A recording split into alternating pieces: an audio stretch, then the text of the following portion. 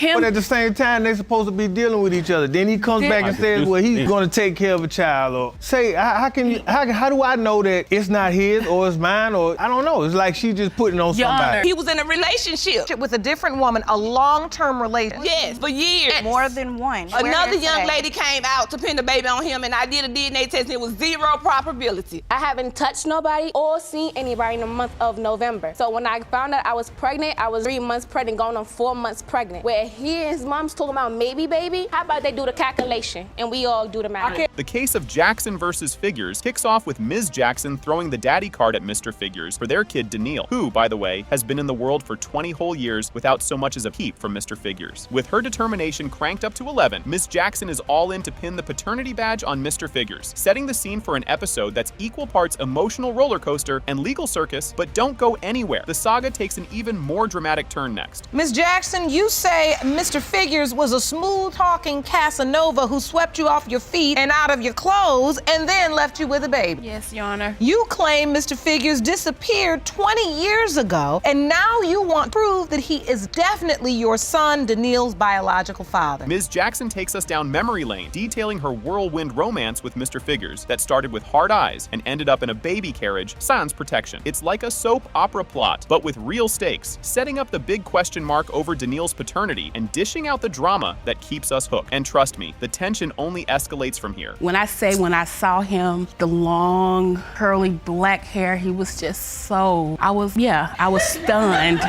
He was gorgeous. He was gorgeous. Mr. Figures. Yeah. And you, it sounds like love at first sight. It was infatuation. I was never in love with him. As Mr. Figures and Ms. Jackson dig through their romantic rubble, including a lineup of could-be daddies and their protection-free liaisons, the air gets thick with tension. They can't agree on who left the cap off the toothpaste, let alone the details of their past, turning the drama up to a spicy level of Maury Povich. The next revelation is something you have to see to believe. We used to have these little things that was called a green grass, right? We could go out, pick a spot, and get to know each other, per se. That's what we did one night. And at that time, when you're younger, sometimes people change their names and have these, call yourself little nicknames or whatever, right? So at that time, that was me. You see, she remembers. The convo heats up over Ms. Jackson's pregnancy newsflash and Mr. Figures' subsequent ghosting act. There is said, she said banter, and Mr. Figures, not it, claim on paternity. Turn the episode's central mystery into a guessing game wrapped in a riddle, spiced with a dash of denial. What happens next will leave your jaw on the floor. No,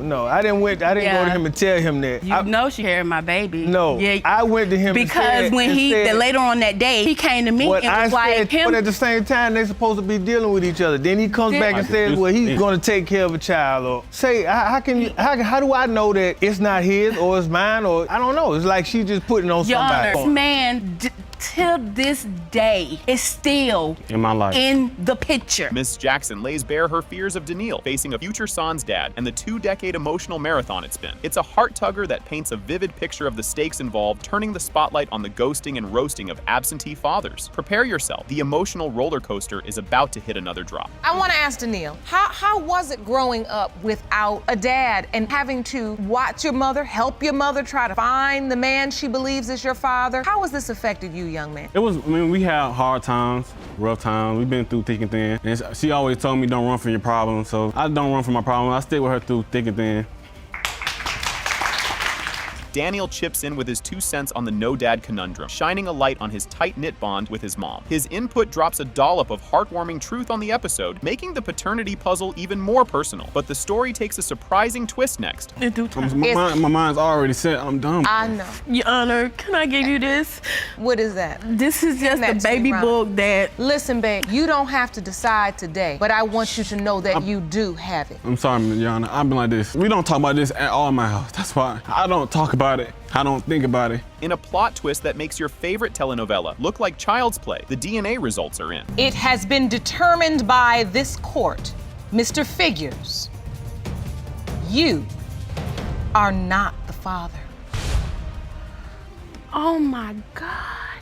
The case of Lusk versus Page kicks off with a paternity puzzle that could rival a daytime TV drama. Ms. Lusk is adamant that the late Mr. X is the VIP dad to her daughter, Samari, while Ms. Page, the potential grandma in question, is throwing shade on the whole matter. Right from the get-go, it's clear we're in for a roller coaster of emotions and possibly a few flying legal documents. But hold on, the saga is just beginning. Ms. Lusk, you and your mother say you have no doubt whatsoever when it comes to knowing who your 3-year-old daughter, Samari's biological father, is. Yes, Your Honor. Unfortunately, the man you claim is her father has died, and now you find yourself facing off against his mother, who is just as convinced. Ms. Lusk spills the beans on her solo parenting struggles, painting a picture that would have anyone reaching for the world's smallest violin. Ms. Page, on the other hand, waves off the sob story, basically saying, "Welcome to the club, honey." It's a clash of the titans, mom style, with both sides slinging mud like there's no tomorrow, and just when you think it's all out, the story takes another twist. It's been more than extremely difficult being pregnant at 16, having to still go through school. These past 4 years, everything has been on me and my mother, and I feel it's completely unfair because he has a whole other side. She has a whole other side to her family. My daughter is beautiful, and you missed out on 4 years, almost 4 years of my child's life. Everybody's Not only a me. single parent. You're You're not the only absolutely one. correct, but you It were a happens single parent every as day well. all Come on, you day. raised You Desmond. hold on. Just when you thought it couldn't get more soap opera-esque, the plot thickens with a deceased dad and a potential payday hanging in the balance. Ms. Page hints that Ms. Lusk's tears are crocodile-sized and all about the Benjamins, thanks to a juicy insurance policy. Grab your popcorn, folks. This is where the drama dial hits 11. The drama escalates further, so don't blink now. Ms. Lusk, you were saying your daughter, Samari, is almost 4. She's 3 right now. Yes, ma'am. And you're saying you believe Ms. Page's son is her biological father. Unfortunately, her son is deceased, so this has been an ongoing paternity issue for the past 3 years related to this beautiful, precious little girl. And you're saying you need help. They're out for money. I had insurance on. In a twist that no one saw coming, Ms. Lusk recounts a showdown with Ms. Page that's straight out of a reality TV script, complete with social media slander and public callouts. This episode in their ongoing saga adds another layer of what the heck to their complicated relationship. And the roller coaster doesn't stop here. They had Talk to to her call and the to next. find out what was going on. She didn't look pregnant. She was holding her head down. She had no stomach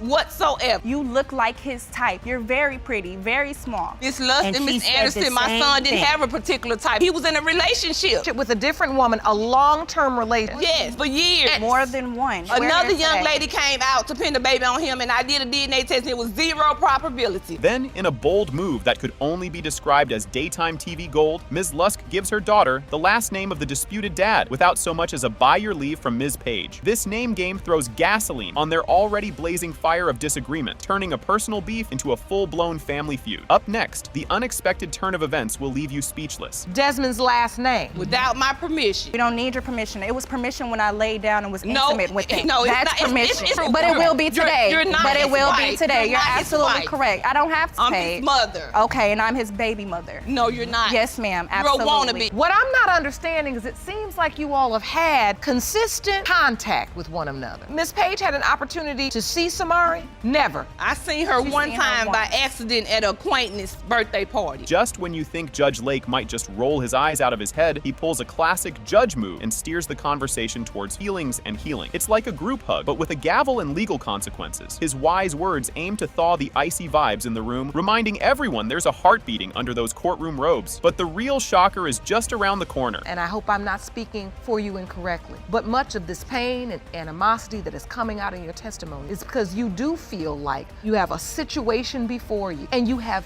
absolutely no one to ask a question about it, and you've lost your son in the process. Is that true? Yes, Your Honor.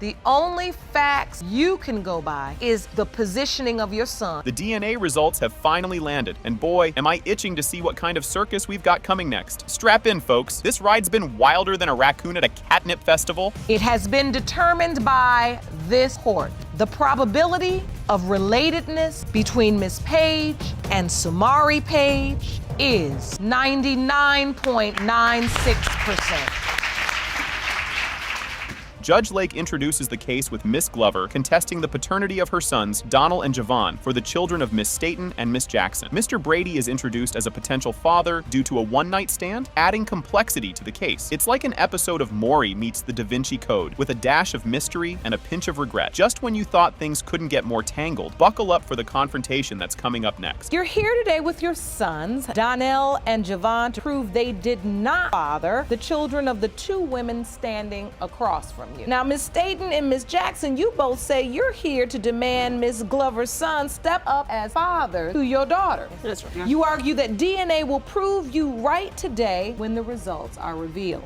Miss Glover expresses doubt about her son Donald being the father of Miss Staten's child, labeling the child a maybe baby. A heated exchange follows between Miss Glover and Miss Staten regarding their knowledge and involvement in Donald's life. The term maybe baby quickly becomes the catchphrase of the courtroom, sparking a mix of amusement and tension among those present. And just when you think it's all about the arguments, the story takes a deeper dive into the emotional roller coaster that's yet to come. He could also be the biological father. So, Ms. Glover, we're going to handle one case at a time. Let's start with Donnell and Miss Staten. The rest of you may be seated. Ms. Glover, please explain to the court, why do you believe your son Donnell is not the biological father of 10-month-old Ariana? Because she's a baby. Miss Staten asserts her long-term relationship with Donald and his sole involvement during the conception period. Doubts about paternity are discussed, along with the naming of the child and Donald's signature on the birth certificate out of responsibility. The courtroom drama intensifies, resembling a soap opera where everyone is waiting to see who the real father is while secretly hoping for a commercial break. The next turn of events promises to shake the very foundations of everyone involved. That he may or may not be the father. So that's what makes you so doubtful. Yes, Your Honor. Well, did he sign his name on a birth certificate? Because that's how he was raised, to be a man. He was raised to be a man. let A me man see. is only going to stand his ground and do what he's supposed to do. If he felt that was his baby, he was supposed to stand there and sign the birth certificate. Donnell presents a timeline to challenge the conception period and discusses using protection, which further fuels his doubts. Miss Staten insists on Donnell being the only partner during the relevant time, leading to more questions than answers. The plot thickens, and everyone starts to wonder if they should have brought popcorn to the courtroom. As the pieces start to fall into place, the anticipation for what comes next is palpable. I haven't touched nobody or seen anybody in the month of November. 3 months pregnant, going on 4 months pregnant. Where he and his mom's talking about maybe baby. How about they do the calculation? 8 years before this, Your Honor. Non-factor sure has a lot to do with your life for 8 years. Donald describes his efforts to support and be involved in the child's life, despite his work schedule and a contentious Father's Day incident, leading to further strain and doubts. The situation gets as complicated as trying to assemble furniture without instructions, making everyone question their life choices. You won't believe what happens next as the truth starts to emerge from the shadows. If you had on protection, how did I get pregnant? God just gave me a baby? No, you just slid it with somebody else. Been there since day one. You have. You've helped out. How old is she now? She'll be 10 months. Have you visited her? You Yeah, go Your Honor. see her? I mean, because of my work schedule, I'm not there all the time. But I see Ariana. I call her, make sure I talk to her. This is something you've done for this child to help care for her. The DNA test drops a bombshell. Pertaining to 10-month-old Ariana, Mr. Glover, you are not her father. I know this was a disappointment. The episode dives headfirst into the paternity kerfuffle, revealing that the plaintiff had a side hustle in the romance department during her second child's conception. Initially, she plays the denial card like a pro, but under Judge Lake's laser-focused questioning, she folds faster than a cheap umbrella in a hurricane. This twist sends the emotional drama meter through the roof, showcasing the court's journey through a relationship jungle to pin down paternity. Just when you think it can't get more intense, hold on to your hats. Well, you were having sex with somebody else. I was. During the time you found out you're pregnant with London. I was. And there is a paternity question surrounding that child as well. Correct. Is it the same man you were sleeping with during the time Paris was conceived? No. It is not. No. So it's a different guy. Yes. Judge Lake turns into the paternity detective, stressing that when it comes to fatherhood, DNA trumps a tear-jerking backstory any day. This segment is like peeling an onion of complicated love stories to get to the core truth of who's the daddy, serving up a side of jaw-dropping revelations that no one saw coming. And just when you're catching your breath, the story takes another wild turn. Was it the same guy? Yes. Okay. So now, that's why the two children could potentially look alike, because they could potentially have the same father. Yes. But it may not be Mr. Johnson. That's correct. Wow. Does the other man know about London? Hold on, because this ride is about to get even wilder. Next up, we zoom in on the plaintiff, whose love life seems more complex than a soap opera plot. This part of the episode highlights the all-too-human side of paternity puzzles, where emotions and questionable life choices entangle like headphones in your pocket, impacting lives and families in ways that stick around way longer than anyone signed up for. The drama is far from over. Up next is a moment that will tug at your heartstrings. That's where the biology trumps the heart and our feelings and everything that we may want. You really wanted to be with Mr. John. You wanted to have this relationship with him. You just had something for him. Yes. But since you couldn't get him to do right, you decided to do wrong too. The court decides it's time to cut through the drama and orders paternity tests for the kiddos, highlighting the judicial quest for peace and clarity amidst family chaos. Judge Lake steps up as the captain of the Truth Squad, aiming to bring some much-needed resolution to the stormy seas of familial dispute, because in the end, it's all about what's best for the children. Get ready, because what comes next is nothing short of astounding. And so I can imagine that you do feel some hurt at this point. Well, previously, this court had ordered you to submit to paternity testing as it relates to Paris. But now, this court is going to order that you undergo paternity testing as it relates to London. Because if we gonna get the answers, we gonna get all the answers. That's right. The tension is thicker than the plot of a telenovela as we edge closer to the big reveal of the paternity tests. It's a roller coaster of emotions, with everyone's hearts on their sleeves, bracing for the impact of the truth. This crescendo of drama sets the stage for a revelation that's part light at the end of the tunnel and part emotional whirlwind, reminding us all why we're addicted to these moments of truth. And if you thought that was something, wait until you see what's next. We are reconvening in the case of Amos versus Johnson. You submitted to the testing, and I have both results for you now. Before I go to the results, is there anything you would like to say? Well, it made me speechless, hurt me. I didn't expect it. After a wild ride on the emotional roller coaster that had more twists than a pretzel factory, the mystery of who's the daddy has finally been cracked. It has been determined by this court. Mr. Johnson, you are the father. Woo!